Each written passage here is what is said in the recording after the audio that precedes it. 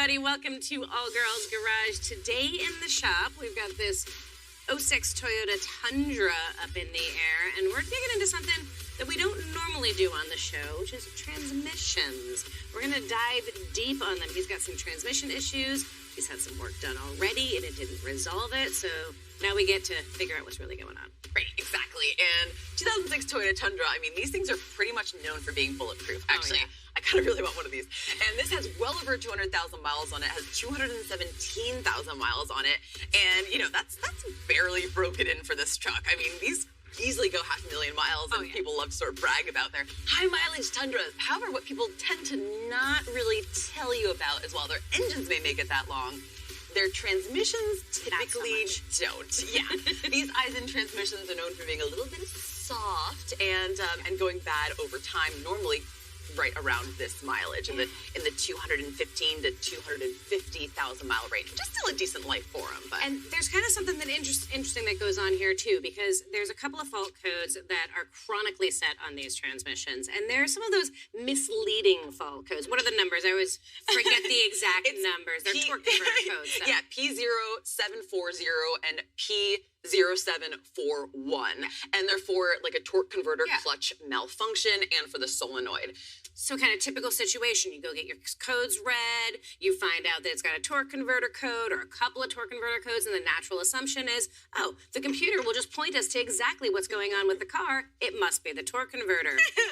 Not so. The computer only points you in the direction of what's going on. It doesn't necessarily tell you what the cause is. And this is exactly what happened. And so today what we're going to do is drop the pan, remove the valve body, and show you some of the things that can go wrong with these transmissions. So, yeah. All right. Absolutely. The fluid actually looks great. So you can tell that whoever did replace the torque converter did fill it up with new fluid. So I'm stoked on that. Awesome.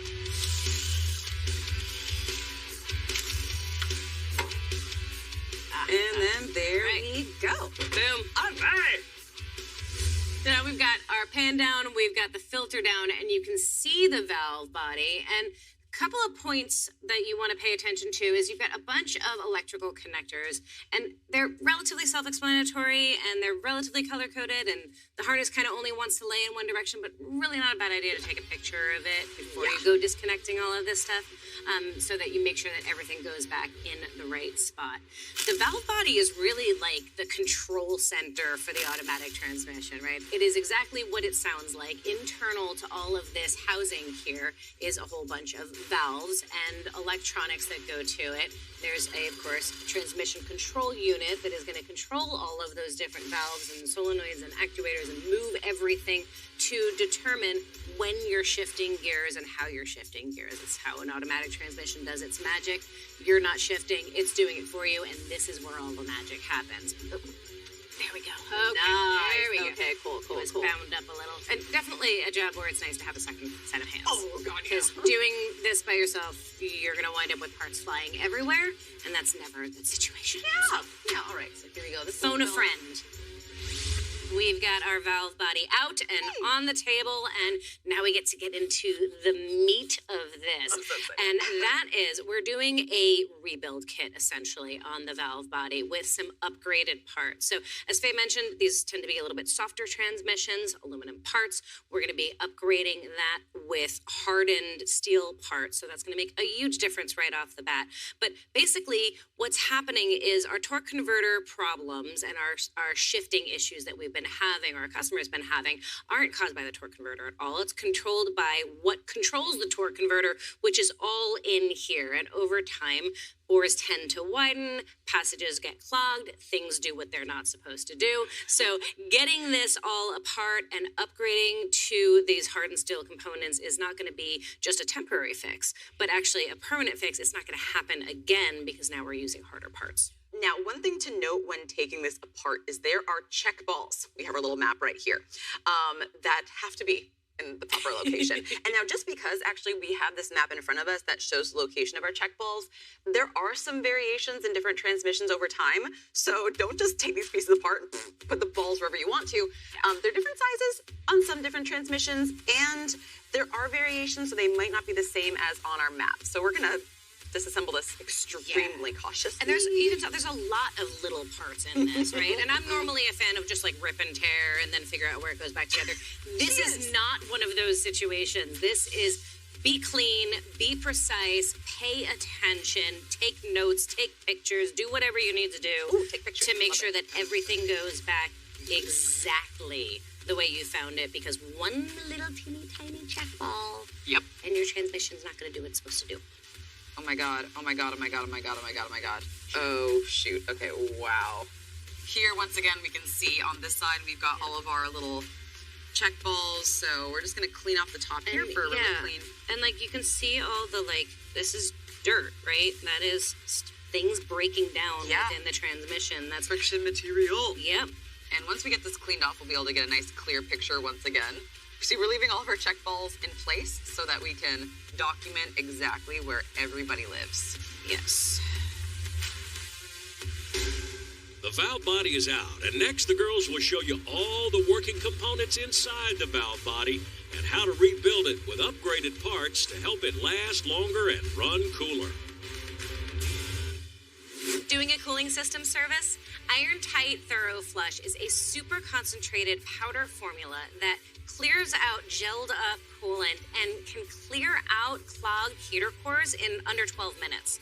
By cleaning out your vehicle's cooling system and getting rid of that rust and scaling that builds up over time, Thorough Flush helps keep your engine temps down. It'll even get rid of the Dex Cool mud that you can find in GM and Chrysler cooling systems. And when you're done, you can add a bottle of all-weather seal to help prevent leaks in the radiator or the rest of your cooling system.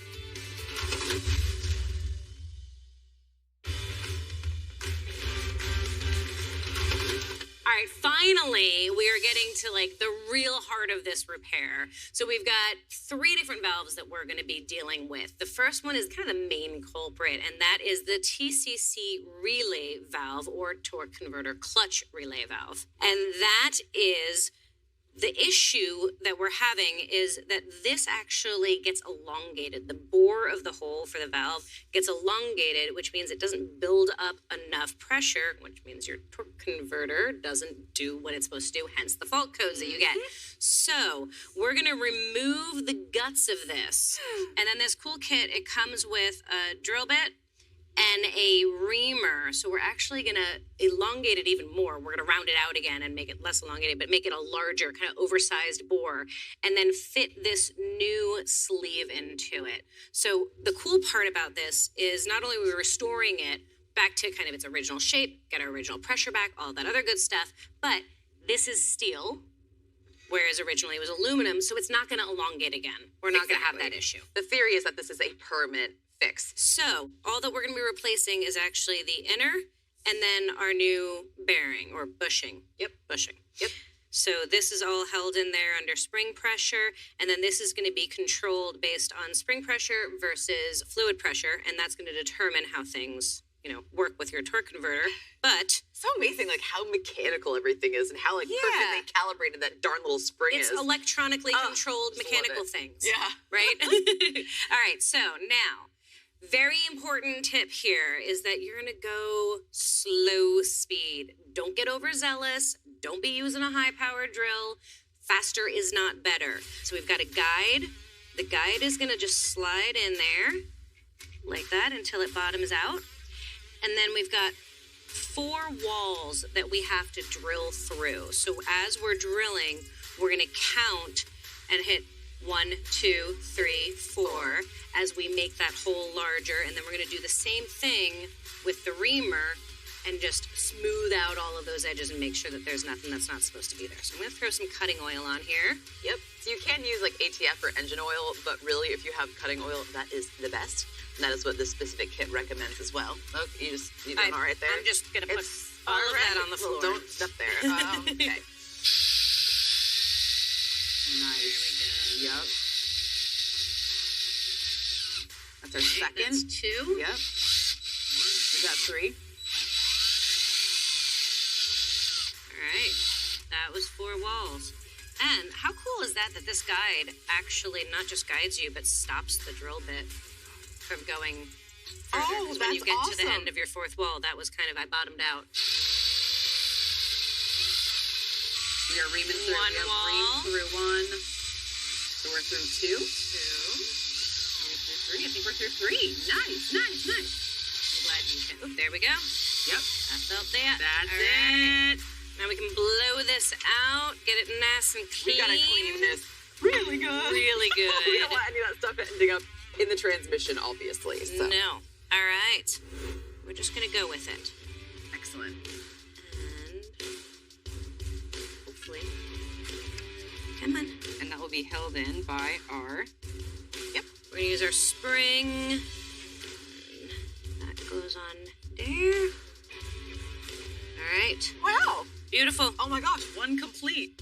Easy breezy, beautiful. I love tackling the hardest one first, because now the rest is Now the rest is easy. All right. All right, so you got the rest of this? No, I'm kidding. Sure. I will be your emotional support. That was fun. That was pretty awesome, actually. So the next valve we're going to be replacing in our valve body, number 2, is our solenoid regulator valve. And thankfully, this one involves no reaming. We just removed the guts, as you can see right here. This is our original little stop keeper, our plug, our spring, and our valve. And in this case, we're just going to be inserting this new sleeve, this new bushing with, as you can see, compared with old versus new, our new valve is much smaller in diameter, obviously to fit inside of our sleeve, in which case we need a smaller spring and then a much larger plug. And I think we're reusing, the only part is where we're reusing the retainer, I think. So. Yeah. That's it. All right, All cool. new stuff. So let's lube it up and get it installed. Yes, ma'am. I wish we had enough oil in here that I could actually use the little thingy, but instead we're just awkwardly doing this, and that's just the way we're rolling today. Absolutely. Want to give me a little lube on this thing too, so I can get that little fella in there? Oh, yeah. Yeah, let's do that. There we go. It's going. Nice. It's I think just there you go. Now you can slow, use steady that as and push it in all the way. So then that's going to go in there. Boom. There we go. Good All job. right. Let's go have clean faith. this out a little bit more. And then let's reassemble All the thing. right. The girls work on getting the valve body back together and then reinstall it in the Toyota, and that job is done. Next, the girls shift gears and dig into the manual transmission to show you the weak points and install some upgraded parts. Check out these absolutely gorgeous full-color catalogs from Classic Parts of America. You know, in a world that's trending online and digital for everything these days, there's something just so nostalgic and raw that I love about holding a real physical catalog in my hands, especially when I'm out in the shop wrenching on a classic car. These catalogs are totally free delivered to your door and offer a huge inventory of hard-to-find, high-quality parts to help complete your restoration. There are 10 different catalogs covering Chevy trucks, Novas, Camaros, and Chevelles. So if you're like me and want to get your hands on these beautiful catalogs, check out Classic Parts of America.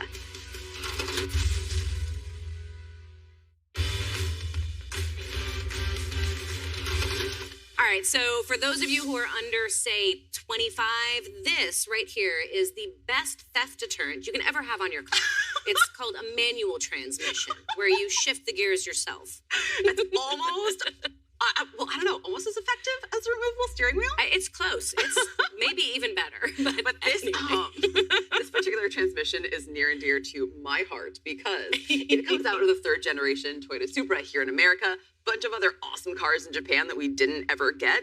And this is a super beefy transmission, actually. So a lot of people that do higher horsepower 2JZ swaps, if they're going from like an NA 2J that came with a W58, they'll snag one of these bad boys out of the Mark III Supra and then instantly blow it up because they wonder why after like 250,000 miles on a used transmission, it won't hold 1,000 horsepower.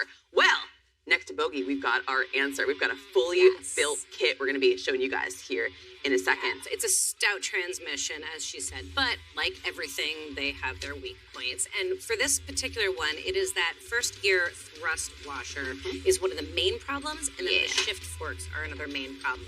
Some of the symptoms that you start to get with this and what this customer is experiencing is that it wouldn't like stay in first gear or in second gear. You kind of had to continue to hold the shifter into position for it to stay in first gear. So definitely a major issue there. We'll find out exactly what's going on once we get it apart and can kind of inspect all of the parts and pieces. But either way, all of the old is going away. We're getting all this new fancy stuff. And while we're at it, we kind of get to show you, we just showed you new school, not so new anymore, automatic transmissions. And now we get to show you kind of the older, more mechanical, simplified version. There we go. Alrighty, you got that little fella? Our little shift selector. Heck yeah. And then this Cool. guy. Oh. Love it. And I'm actually going to put that screw right back in there. Pretty. There we go. Okay.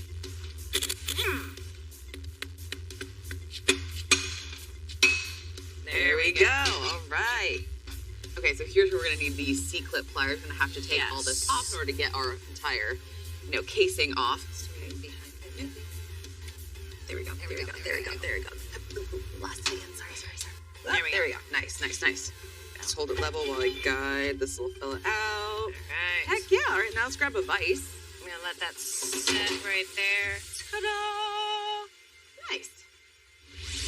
I got the case completely broken down so we can see all of the guts and the glory of this. And I think they're really fun. If you've never seen the internals of a manual transmission, it's kind of neat to see how exactly this is working and what's happening when you're shifting gears and why it's doing what it's doing. I mean, literally your shift lever sits in here, and depending on what position you move it, it's going to move these shift arms, which is taking these synchros and moving them one direction or another to engage different gears. Our shaft down here and our shaft up here have different combinations of gear sizes, and it's very similar to like on a bicycle. When you change gears, small to large, large to small, it's going to make different combinations of speed output. And it's just kind of fun to see how it works. Our synchros on any transmission are the most common failure. Absolutely. Although they look like they're in pretty decent shape. And the synchros are just required because you got shafts that are spinning at different speeds, and we've got teeth that need to mesh up. So that's why they tend to be that wear point as you try to engage them to line things up to allow you to shift. Exactly. And so what you're probably hearing is a lot of metal on metal components. So naturally there's going to be wear. So you can see we removed our magnet, and we've got a lot of metal shavings. Not everything in this transmission is magnetic. That's the word I was looking for. So not all of the parts that are worn ended up on that magnet. You can see we've got some parts. Over here, we have our full rebuild kit. Yeah. So in this section here, you can see all the items that are OEM Toyota. So this kit comes with everything that you need to make this transmission good as new, all the common wear components. As Bogey mentioned, the synchros, and as you can see, these are brass. So obviously we all know that brass is a very soft metal. Bogey, do you want to show where those synchros live? Yeah. And then of course, here is the first gear hub, and the synchros sort of mesh with these teeth. So these live right on either side. And then depending on where your shift fork is, you're engaging with one size gear setup or another. And then check out these beefy shift forks. So huge upgrade. So much better. All of this together is going to make this transmission capable of handling over 1,000 horsepower. That is so sick. All right, let's break it down. We're gonna have to remove these little. We're gonna have to remove these little detent balls in order to be able to pull out the shift forks. We've also got some C clips. Do you want to get these C clips out, and I will get these detent balls out? I would love to. Heck yeah! After the break, Bogey and Faye continue their deep dive into the manual transmission, and they'll take out the input and output shafts to make the gear swaps. If you've met us, you know that when we're doing a repair, we'd always rather replace with an upgraded part whenever possible, which is why I love this Dorman OE Fix air suspension compressor with case for 2013 to 2018 Ram 1500s.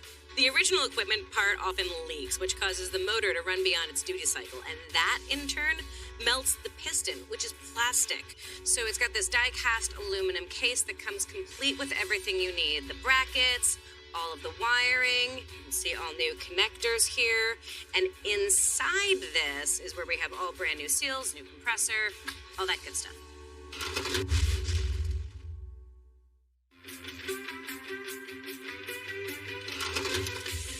Okay. Nice. Catch if there's any balls. No. All right. So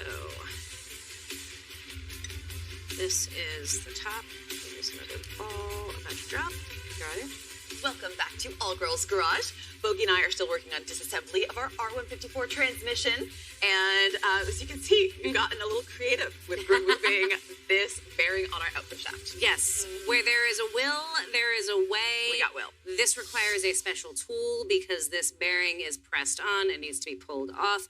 But of course, the special tool is something that, You can get at the dealership. It's like $1 million and we're going to use it once. Have. All right. Right. So we Go got for it. creative. So hopefully this will work for us. It's getting easier. Yep. Look at it. Nice job. Oh, we're hitting the home Success. stretch. Oh my goodness, beautiful. Okay, there we All right. go. That's the the lower bottom. one. Yep, Do the lower one. you got it. Yep. All right, so as you can see, we have our full input and output shaft assembly as well as our counter shaft out on the table. And this is where things get a little scary and also a little bit boring. So what we're basically going to be doing is there's going to be a lot of pulling and pressing. We're going to bring this over to the press to get some of these bearings off in perfect order and replacing all of our wear components, our synchros, and our first gear hub, getting everything back together. And then, of course, installing our shift forks and our new retainer.